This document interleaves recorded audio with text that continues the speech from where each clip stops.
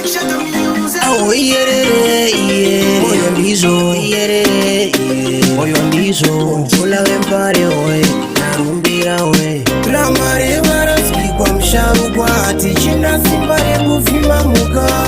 Sango rinopa ufisuka vari mukumu kudai mapuruka. Oya mkoma we noro notipeyo. Makompe chirikwere mkoma we shumati zileo. Makompe oya mkoma we noro notipeyo. Makompe chirikwere mkoma we shumati zileo. Makompe wamwe vari mumukomba varamba kutidaira. Omai vangu soko mukanya kukanyaira. Tikapakapa manisa takasvika kuinga toro takabika. Echo chipakera muvhika vadzimu vangu naMwari yakasika.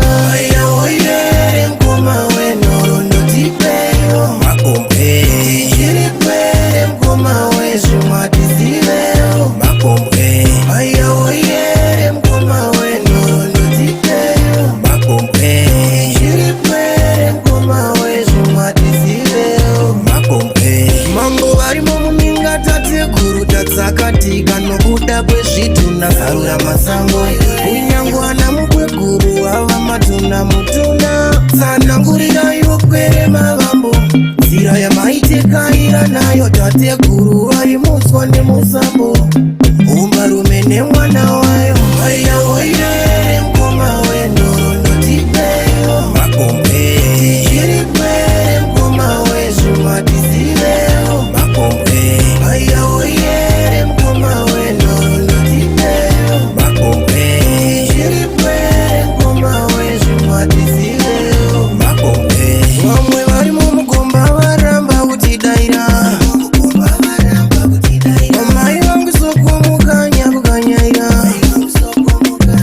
Tikapakapa manisa takasvika kuinga toro takabika. Echo chipakera muvhika vadzimu vangu naMwari yakasika. Oya mkoma we noro notipeyo. Makompe chirikwere mkoma we shumati zileo. Makompe oya mkoma we noro notipeyo. Makompe chirikwere mkoma we shumati zileo. Makompe mambo varimo muminga tatekuru tatsakatika nokuda kwezvitunha zarura masango.